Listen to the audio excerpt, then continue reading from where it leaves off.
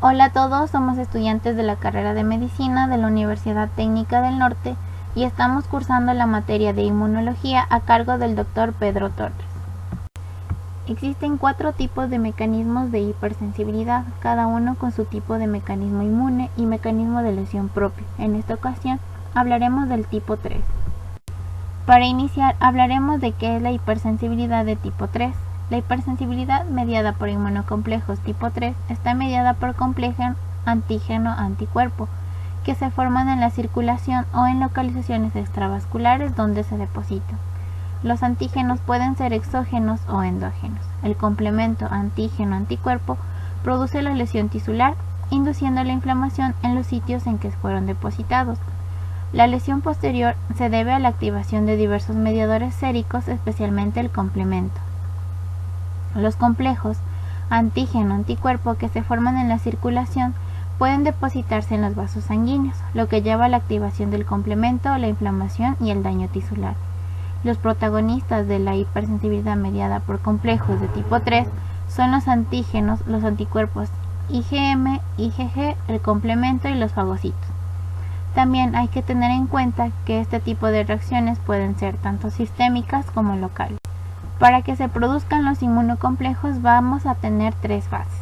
La fase 1 vamos a tener el ingreso de un antígeno el cual ya había estado anteriormente en contacto con el cuerpo humano, por lo tanto ya vamos a estar sensibilizados contra este antígeno.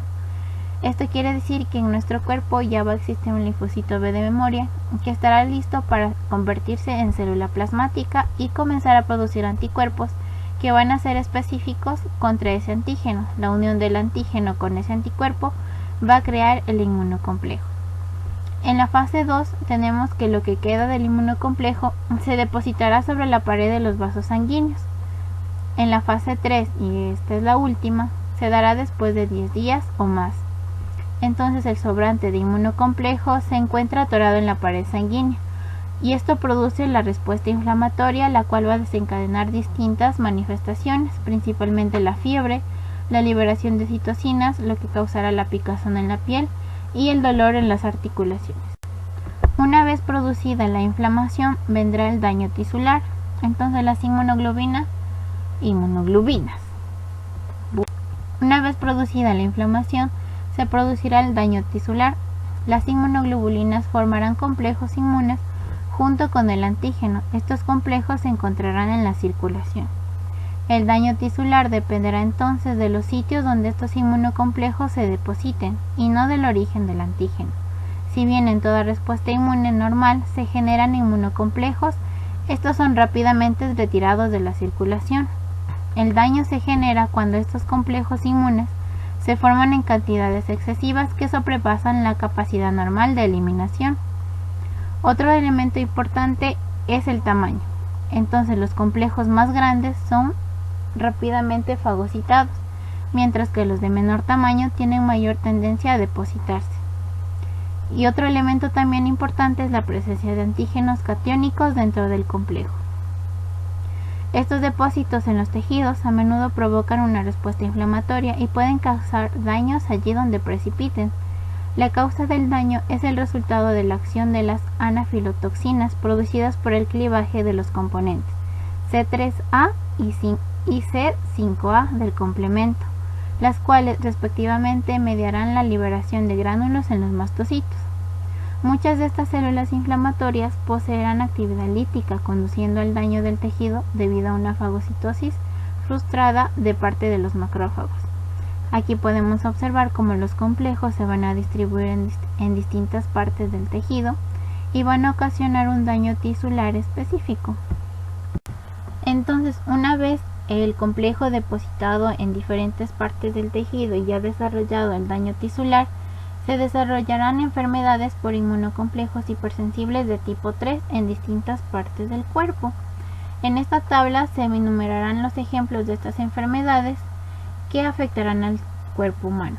Estas enfermedades son detectadas en la sangre o en los tejidos que son lugares de lesión, como tenemos la glomerulonefritis postestreptocócica, que se da debido al depósito de anticuerpos antiestreptocócicos en los glomérulos renales, que desencadenará una insuficiencia renal.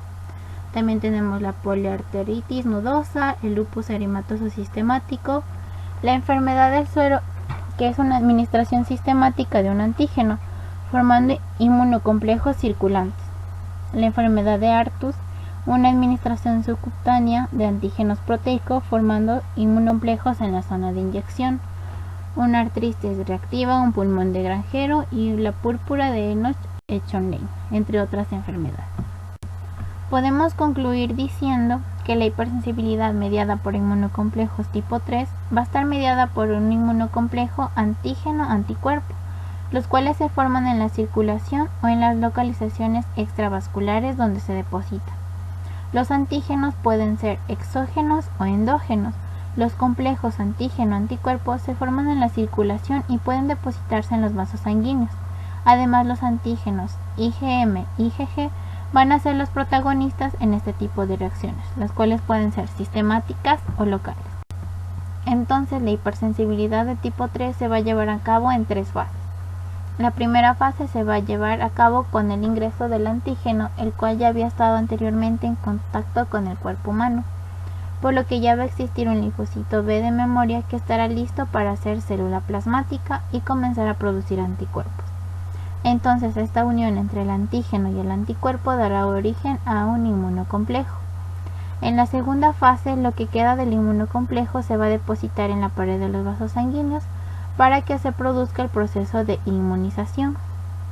Entonces, en la tercera fase, después de haber transcurrido 10 días o más, el restante de inmunocomplejo se encontrará atorado en la pared sanguínea, produciendo así una respuesta inflamatoria que va a desencadenar algunas manifestaciones como la fiebre, la liberación de citocinas y el dolor de las articulaciones. Sabiendo que las inmunoglobulinas forman complejos inmunes junto con el antígeno, ya sea propio o extraño, y que estos se encuentran en la circulación, podemos afirmar que el daño tisular dependerá de los sitios donde dichos inmunocomplejos se depositen y que además el daño se generará cuando estos complejos inmunes se formen en cantidades excesivas, ya que sobrepasarán la capacidad normal de eliminación. Eso ha sido todo por hoy, muchas gracias, nos vemos en un próximo video.